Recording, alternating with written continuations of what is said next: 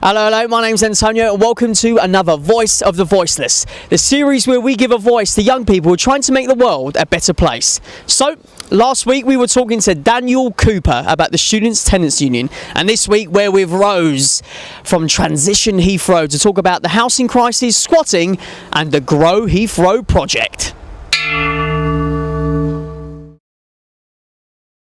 I'm here at Grow Heathrow, the site, and I'm here with one of the squatters, Rosie. Thank you for taking time out of your busy days. It seems like a lot is going on here at Grow Heathrow. Tell me a little bit more about the site.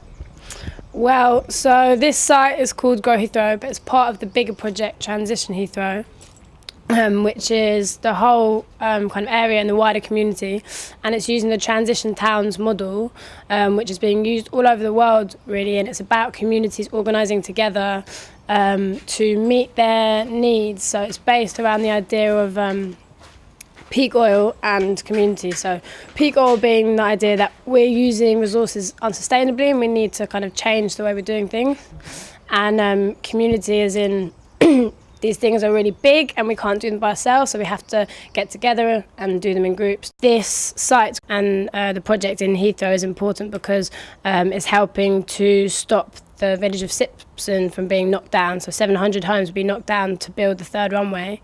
And the community currently has faced years of blight from the airport and buying out people's homes. So this site where we are now would be tarmacked over, so we're trying to kind of save the area as well. So I've seen quite a few people walk around this. How many people do you have here in the community? Well, there's about 15 or so, give or take, who actually live here, but then there's all sorts of different layers of people. So there are kind of friends of the project who come all the time and visit and are involved in the projects and the working groups, and then there's local residents who have their own key and come all the time, and then there's all the people in the wider community. So there's all sorts of people coming in, and then there's people from projects far away in other countries that just turn up and stay for a bit. And yeah, it's great because it means there's a whole range of people here of all different ages, all different abilities, all different skills and knowledge, and kind of coming together to create a really diverse community. Well, I must say, just having a little brief tour of the Grow Heathrow site here, it's very resourceful. There's a lot of things going on. Tell me a little bit more about the living conditions. I mean, it's a beautiful day today, so I mean, it's you know, a perfect setup for summer. But what happens like in the winter, for example? Well, we obviously find ways to do the things we need to do. So, for example, our energy, we've got 2 wind turbines now, one that we built up there and then another one that we put up recently on our 3rd birthday, and we've got solar panels as well, and so that gives us all the energy that we need, so we're off grid and we don't have to pay the bills for energy. For heating we use wood burners, so all the wood that we use is donated by a tree surgeon, and all their waste wood they have to pay to put into landfill, which is ridiculous. So instead they give it to us, and kind of that's a good deal for everyone. And you know, our food, we grow a lot of the food and then we skip a lot of the food, which is where there's wasted food from supermarkets and places like that. Because things are past their sell-by date, but they're still fine to eat, eating that instead of letting it go to waste. The government are introducing to criminalise squatting. Is that going to affect you here at Grow Heathrow?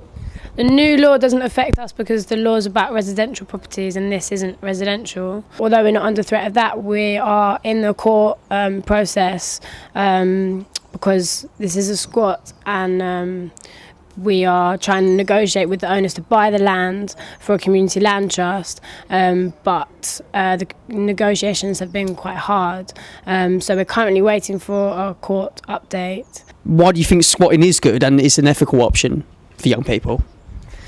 Well, I mean, it's a really good thing because it's using kind of disused spaces and empty buildings for something positive and something constructive. This new law is claimed to be protecting homeowners, when actually that's not the case at all, because people who squat generally squat in empty buildings that aren't being used for anything anyway. So there's a common misconception that it's about going into people's homes, because it's not. It's about using spaces that are disused, which is a really positive thing.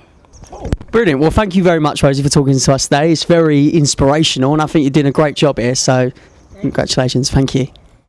Well, I've had a great chat with Rose here at Transition Heathrow. You really need to come down here. I'm in absolute awe of the place. It's truly inspirational. Now, if you'd like any other issues covered here on the show, then you can email our producer, the email address found at the bottom of the screen. Don't forget to tune in next week for another Voice of the Voiceless with me, Antonio.